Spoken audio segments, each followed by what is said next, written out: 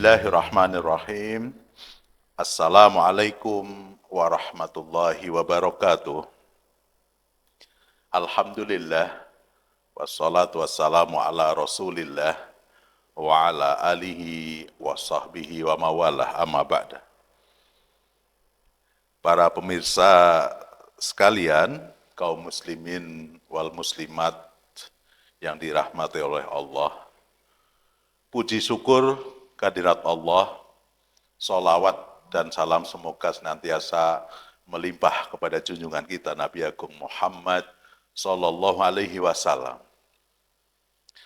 Para pemirsa sekalian, kaum muslimin wal muslimat, bulan ini kita memasuki satu bulan yang penuh berkah, syahrul barokah, juga syahrul ibadah, ada juga syahrul tarahum, bulan penuh kasih sayang, ada juga yang bisa kita sebut sebagai fase di mana bulan Ramadan bisa kita posisikan sebagai syahrul taghyir, bulan perubahan. Alhamdulillahirabbil alamin, kaum muslimin dan muslimat, betul-betul kita patut untuk terus bertahmid, ya, mengagungkan Tuhan, ya, menyampaikan segala puji bahwa tahun ini kembali kita dipertemukan dengan bulan yang selalu kita rindukan, yaitu bulan Ramadan. Bulan yang sangat sering kita sebut. Ya. Nama Ramadan ini luar biasa, bahkan 2, 3, 4 bulan sebelumnya orang juga sudah berdoa tentang ini. Tapi seringkali, saudara-saudara sekalian, kerinduan kita itu kadang kerinduan sekedar untuk ketemu, tapi makna yang ada di dalamnya kadang jarang kita renungkan.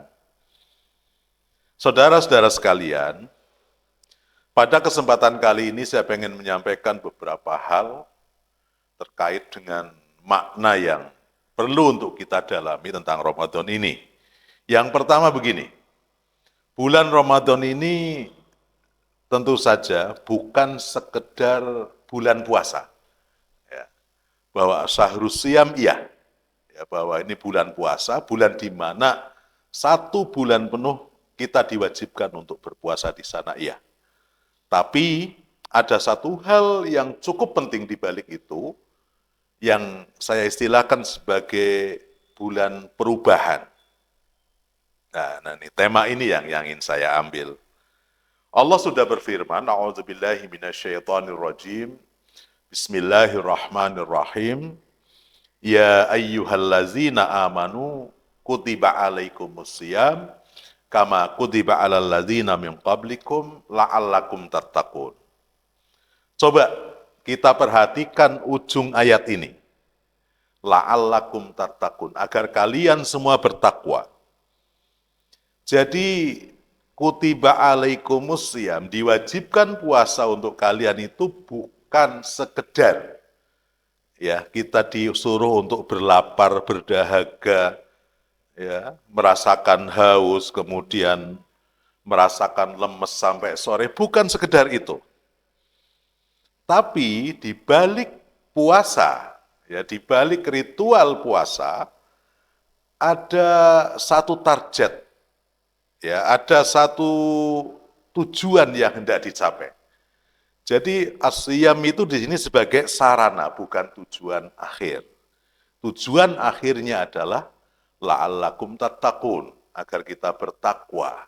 Dalam konteks ini saya mengambil simpul, salah satu makna takwa adalah perubahan diri dari yang tadinya enggak begitu baik menjadi lebih baik lagi. Saudara-saudara sekalian, coba kita bersikaplah jujur sebentar saja. Ya. Sudah berapa Ramadan kita alami? Ya, saya misalnya sudah 51 tahun usia saya, maka kalau saya ambil akil balik saya ketika usia 10, paling tidak saya sudah mengalami 40-an kali Ramadan. Pertanyaannya adalah, ya, Ramadan kita alami setiap tahun, ada yang sudah 40 kali, bahkan mungkin 50 kali, ada yang 30, ada yang 20, ada yang baru 10 kali. Pertanyaan berikutnya adalah, apakah kualitas diri kita ya sudah bertambah, atau jangan-jangan dari tahun ke tahun enteng saja, garing saja, ya. Puasa ya puasa, lapar ya lapar, lemes ya lemes gitu ya. Bahkan kadang kita terjebak pada fase awal di mana nahan lapar aja kita belum mampu, kadang-kadang begitu, apalagi nanti tahap-tahapan berikutnya. Atau jangan-jangan puasa hanya ritual yang kemudian menggeser jadwal makan kita dan daftar menu makanan kita. Ini yang seringkali menjebak kita. Poin berikutnya, saudara-saudara sekalian, puasa ini di samping tadi syahrul Ramadan adalah syahrul taghyir, bulan perubahan, puasa ini adalah media kita untuk latihan kita mengendalikan diri. Dan ini jelas bahwa asyamu itu al-imsak, puasa itu menahan diri, menahan gitu kan. Kanjeng Nabi ngendika dalam sebuah hadis, asyamu junnah, puasa itu ibarat perisai. Jika ada seorang di antara kalian berpuasa, maka falayarfus, ya, jangan berbuat kotor, jangan berkata kotor, bertingkah kotor, walayashab, dan jangan kemudian dia juga bertengkar. Ya. Apa yang dia lakukan fa'in sabba ketika ada seorang yang kemudian mengajak dia bertengkar, memaki dia, atau mengajak dia berkelahi, jawablah dengan inni shaim, saya sedang puasa. Ya, jadi efeknya puasa diantaranya itu. Puasa itu perisai, bukan sekedar ritual, apalagi bukan kemudian hanya menahan lapar dahaga, tapi itu akan jadi perisai, menjadi tameng, menjadi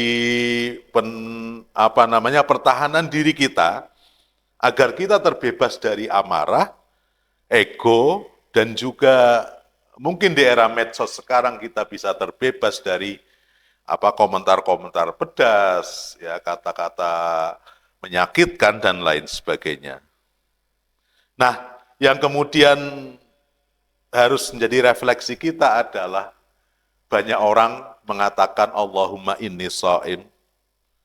Dia sadar dia sedang puasa, bahkan kemudian dia bilang saya ikhlas, saya sabar, saya tenang. Tapi ketika siang, ketika pagi dia bisa mengatakan, tapi ketika sore hari tiba-tiba kemudian menu bukanya tidak cocok, dia marah-marah kan itu kan, ya. Menu bukanya tidak sesuai yang dia rencanakan, kemudian dia emosi. Bahkan ketika ada teman yang nyerobot jatah dia bilang, siapa ini yang makan sate saya, siapa yang minum es campur saya misalnya. Ini kan satu yang kontradiktif ya, dalam arti dia sadar dia puasa, dia ngerti bahwa puasa itu menahan diri, menahan amarah, bahkan dia sudah declare dari pagi sampai siang, tapi justru ketika sore hari ada perubahan situasi di mana dia memperlihatkan watak aslinya. Padahal saudara-saudara sekalian, justru di sini sebetulnya kita latihan dimulai. Saat lapar, saat capek, saat emosi, apakah dalam kondisi itu kita masih bisa menjaga akhlak, menjaga lisan kita, menjaga pikiran kita. Ada salah satu kisah dari Sayyidina Umar bin Khattab. Suatu saat Umar bin Khattab ditegur oleh seorang rakyat biasa dengan suara yang keras, dikritik dengan kasar. Para sahabat di sekelilingnya marah. Apa kata Umar bin Khattab? Biarkan dia. Orang yang tidak mau ditegur, itulah orang yang celaka. Ini bagaimana kemudian menata hati, menata mental, menata diri, ya, tidak marah saat ditegur, tidak marah saat dikritik, dan seterusnya. Ini, saudara-saudara, pelajaran penting ketika Ramadan. Perbaikan diri dimulai dari keberanian menerima koreksi. Ya, secara gentle ketika ada yang mengkritik kita, ya, kita kemudian nggak merasa paling benar, kita nggak emosional, dan seterusnya.